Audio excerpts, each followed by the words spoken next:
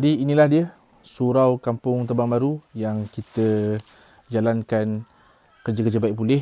Kita ada dapur dan juga store. So yang terbuka ni adalah dapur dan di belakang tu adalah store.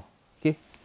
Tadi kita nak simen sebenarnya dan juga nak pasang jaring besi dan juga pintu ni. Okey, pintu ni dan juga dekat dalam ada pintu untuk store, pintu plastik, ini pintu kayu.